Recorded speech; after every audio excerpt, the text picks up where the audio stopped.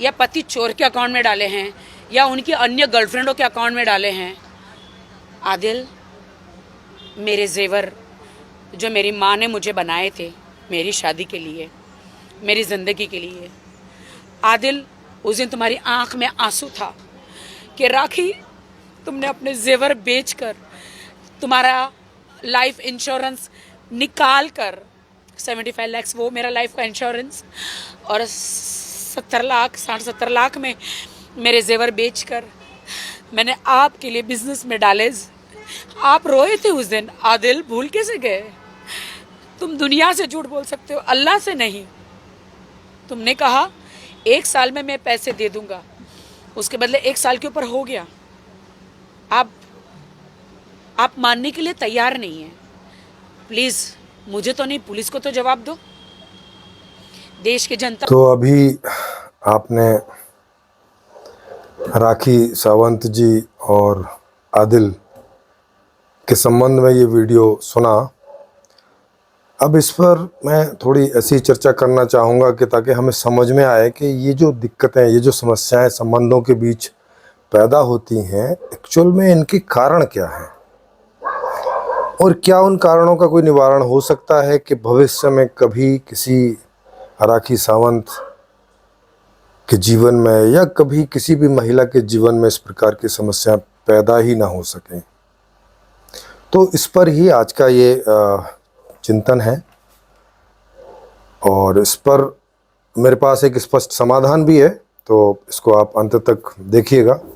हो सकता है कि वीडियो थोड़ा लंबा हो जाए क्योंकि बहुत कॉम्प्लिकेटेड समस्या है और इस समस्या को समझने में, इसका कारण समझने में और फिर इसके समाधान को समझने में थोड़ा टाइम तो लगेगा, पर अगर आपको ये समझ में आ जाता है तो हम सब लोग एक ऐसी शुरुआत में सब निकल सकते हैं कि जहाँ बिना समस्याओं वाला जीवन और सभी खुशियों से भरा हुआ जीवन हम लोग जी सकें आपस में एक दूसरे के साथ। इनका माजरा क्या चल रहा है कि जो राखी सावंत जी के गहने थे, बोलें तो जो उनकी जमा पूंजी थी उनके पास में, वो और इंश्योरेंस के पैसे भी निकाल के उन्होंने अपने प्रेम यानी कि आदिल जी के बिजनेस में लगा दिए, इस आशा में कि उनका बिजनेस सेटअप खड़ा हो जाएगा तो वो वेल्थी रूप से ठीक हो जाएंगे और फिर इनका और उनका जो एक जीवन है दाम्पत्य वाला या गृहस्थी जीवन है वो सुखी हो सकेगा, अच्छे से जी सकेंगे। इस आशा में उन्होंने उनके बिजनेस में पैसे लगाए। अब फिर उसके बाद क्या हुआ कि उसका बिजनेस चला नहीं, पैसे डूब गए, या राखी सावंत जी के कहने के अनुसार उन्होंने अपने किन्हीं दूसरी गर्लफ्रेंड को उड़ा दिए या कहाँ कर दिए उनको नहीं पता इस बारे में, और पुलिस पूछताछ कर रही है उनसे, वो भी पूछताछ कर रही हैं, जानना चाहती हैं कि भाई आखिर उन पैसों का हुआ क्या, और उनका रिश्ता आपस में खराब हो गया। अब उनका ये जो रिश्ता है ये पैसे के आधार से खराब हो गया। आप देखें कि कोई भी जो लोग हैं उनके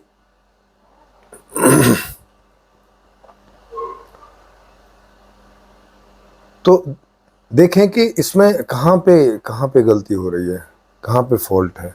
राखी सावंत जी जिनको प्रेम करती हैं उनके लिए पैसा लगाना तो फॉल्ट नहीं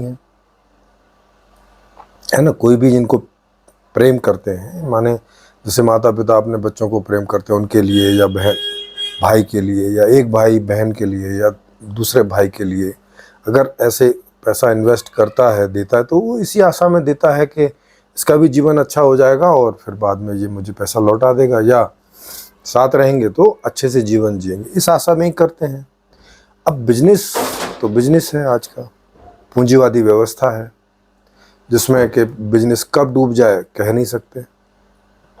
अब वो बिजनेस डूब गया, या आदिल को पहले से ही ऐसा था और उसने ये पैसा कहीं और खर्च कर दिया या उड़ा दिया, है ना, और बिजनेस में नहीं लगाया।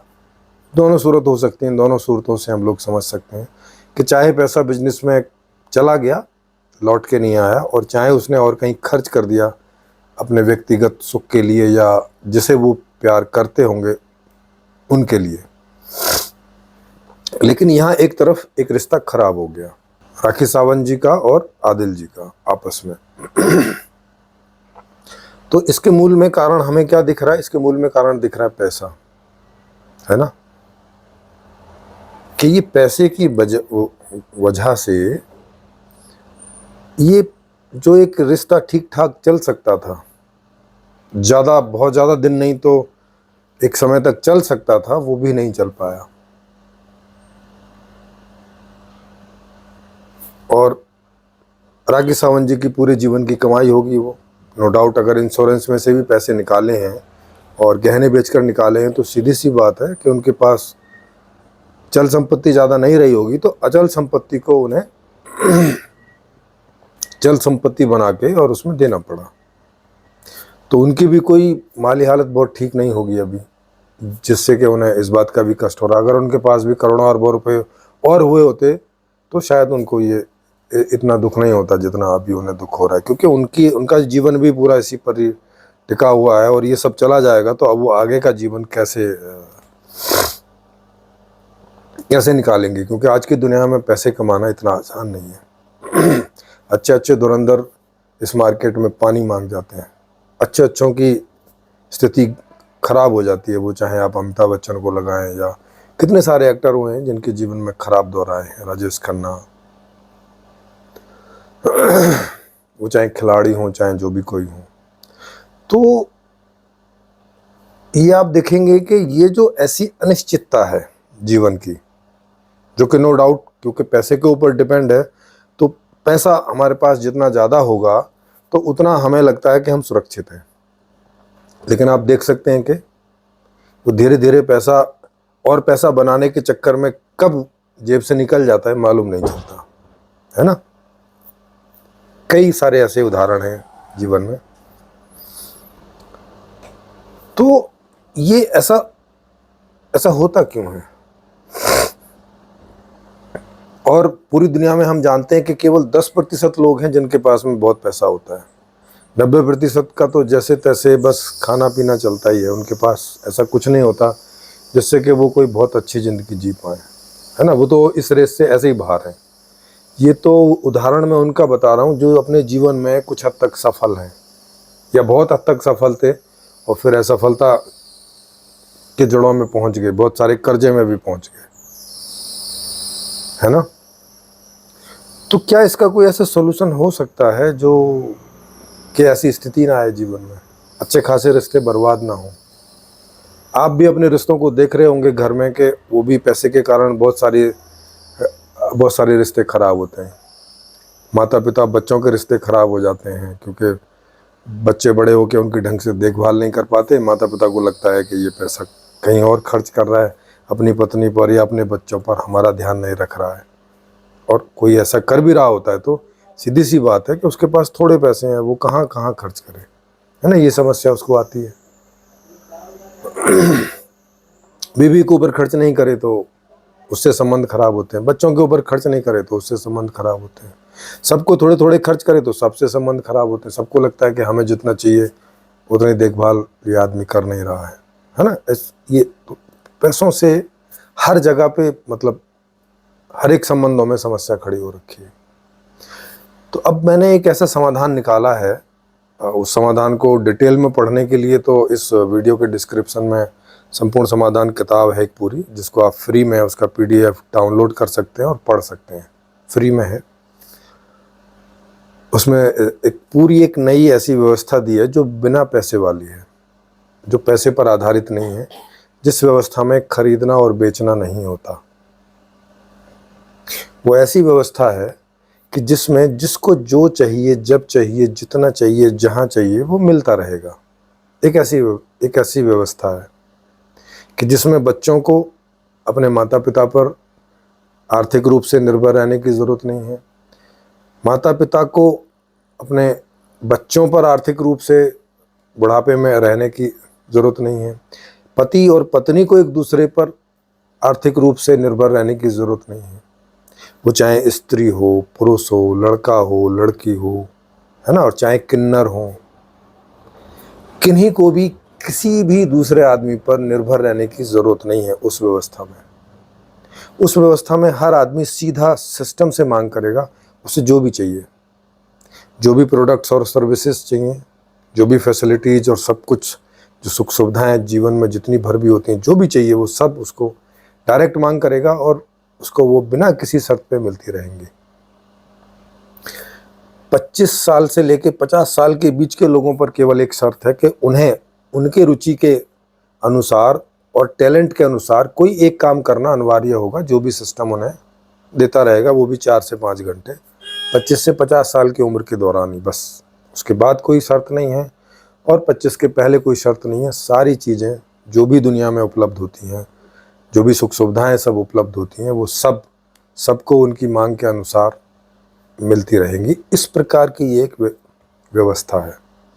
फिर उसमें किसी राखी सावंत को किसी भी आदिल पर या किसी आदमी पर फाइनेंस के लिए डिपेंड नहीं होना पड़ेगा। अगर आज ऐसी व्यवस्था होती तो राखी सावंत रो ना रही होती, उसको ये दिक्कत ना खड़ी हो रही होती, है ना। फिर पैसा कोई मायने नहीं रखता, क्योंकि जीवन को अच्छे से जीने के लिए जो है वो हमेशा ही उपलब्ध होता उनके लिए। तो फिर ठीक है, एक आदमी से रिश्ता चला, जब तक चला, जब नहीं चला हट गए, कोई दूसरे आदमी के साथ कर लिया। आदिल को भी ये दिक्कत नहीं होती कि अगर उसका बिजनेस चौपट नहीं हो गया होता तब भी ये स्थिति नहीं होती, लेकिन बिजनेस तो हाथ में है नहीं, कभी भी चौपट हो सकता है। आप देखते हैं हर साल कितनी कंपनियां बंद होती हैं और कितनी नई खुलती हैं, और जो चला भी रहे हैं उनको भी कितनी टेंशन होती है। अभी आपने देखा पिछले दिनों अडानी जो नंबर 1 की तरफ बढ़ रहे थे दुनिया के अमीर होने के, वो एक छोटी सी घटना होने पर 40वें और कितने 50वें नंबर पे लुढ़क गए कुछ ही दिनों के अंतर्गत। तो माने ये जो आज की व्यवस्था है ये हमेशा टेंशन दे के रखती है, कल को कुछ भी हो सकता है, ऐसी ये व्यवस्था है। तो आदमी किसी की हेल्प करने से भी डरता है, किसी की हेल्प लेने से डरता है कि अगर वापस नहीं कर पाया तो क्या होगा। ये इतने सारे डर हैं जो हमारे संबंधों को ठीक नहीं रहने देते। हमेशा संबंधों में एक शक की सुई घूमती रहती है, एक संदेह घूमता रहता है ना। ऐसा घूमता रहता है कि पता नहीं अगर इसने मेरी मदद वापस नहीं की तो मेरा क्या होगा, और अगर उसने ये पैसे कहीं और भी खर्च किए हैं तो कहाँ किए होंगे, किसी और की फैसिलिटीज के ऊपर, अपनी फैसिलिटी के ऊपर। तो अगर ये व्यवस्था होती जिस व्यवस्था की मैं बात कर रहा हूँ, या जब भी ये व्यवस्था होगी, तो इस तरह की कभी कोई समस्या खड़ी नहीं होगी। किसी को भी कोई आर्थिक हेल्प करने की ज़रूरत ही नहीं पड़ेगी, क्योंकि ऑलरेडी हर आदमी का भविष्य और वर्तमान सब सुनिश्चित ही होगा। कल की कोई टेंशन नहीं होगी, आज की कोई टेंशन नहीं होगी, क्योंकि आज भी जो चाहिए उपलब्ध है और कल भी जो जब चाहिएगा तब उपलब्ध होगा। एक इस प्रकार की व्यवस्था है। तो इस व्यवस्था का अध्ययन आप एक बार करके देख सकते हैं, सिंपल सा है। चाहे तो आप बुक पढ़ सकते हैं या इसी यूट्यूब चैनल पर कई सारे वीडियोज हैं समाधान के और समस्याओं के, उन्हें आप देख सकते हैं। तो एक ही बात है, चाहे बुक पढ़ लें चाहे वो वीडियोस देख लें, तो आपको ये व्यवस्था समझ में आ जाएगी। अभी हम लोग क्या कर रहे हैं कि इस व्यवस्था को ऐसे विभिन्न माध्यमों से लोगों को समझा रहे हैं, लोगों तक भेज रहे हैं। जब आधे से अधिक लोग भारत में और ऐसे ही दुनिया के किसी भी देश में आधे से अधिक लोग इसको समझ के और इसमें सहमति दे देंगे, तो फिर एक पॉलिटिकल पार्टी के रूप में इस देश में या उस देश में ये पार्टी खड़ी होगी और वो इलेक्शन में पार्टिसिपेट करेगी, और आधे से ज़्यादा लोग इसको वोट करेंगे तो सारे नेता इस पार्टी के आ जाएंगे, और वो पब्लिक रेफरेंडम के द्वारा इस नई व्यवस्था को पुरानी व्यवस्था से रिप्लेस कर देगी, और फिर ये नई व्यवस्था के हिसाब से सब चलने लगेगा, जिसमें किसी को भी जन्म से ही लेके और पूरा जीवन तक कभी कोई समस्या किसी भी प्रकार की पैदा ही नहीं होगी। कोई भविष्य अंधकार में होने की स्थिति नहीं होगी, कोई अनिश्चय की स्थिति नहीं आएगी। इस प्रकार का जीवन हर एक व्यक्ति का हो जाएगा, कि वो जन्म से ही और पूरे जीवन तक सारी सुख सुविधाओं में जिएगा, किसी प्रकार की कोई कमी नहीं होगी और कोई डर नहीं होगा, कोई भय नहीं होगा किसी भी तरह का कि कल को कुछ भी हो सकता है उसके जीवन में। और आप देखेंगे कि जब जब ऐसी व्यवस्था हो, ऐसे लोग जी रहे हों, तो फिर चोरी चकारी इन सब चीज़ों की तो ज़रूरत नहीं होती, क्योंकि चोरी चकारी तो सब पैसे के लिए ही होता है। तो जीवन से चोरी चकारी मार धाड़ ये सब भी हट जाएगा, क्योंकि इसकी वजह से भी कभी भी किसी के भी जीवन में कुछ भी हो जाता है। तो ये एक ऐसी व्यवस्था है। तो अगर आप इस व्यवस्था को जानना चाहते हैं तो हम लोगों से जुड़िए। हम लोग इस पर ऑनलाइन ओपन मंच होते रहते हैं, वीडियोस बनते रहते हैं और बने हुए हैं बहुत सारे, उन्हें देखिए। नए वीडियोस आते हैं उनको देखिए, इस चीज़ को समझिए और आपको पसंद आता है तो इसे शेयर कीजिए, सब्सक्राइब कीजिए, लाइक कीजिए, ताकि ये जल्दी से जल्दी लोगों तक पहुँचे और जल्दी से जल्दी ये व्यवस्था आ सके, ताकि हम सभी लोग वैसी ज़िंदगी जी सकें जैसा हम जीना चाहते हैं। कोई और ज़िंदगी जीने को मजबूर ना होना पड़े, कोई डर भय ना रहे जब किसी के साथ जिए। तो बस यही मैं कहना चाहता था इसमें। आशा है आपको ये समझ आई होगी।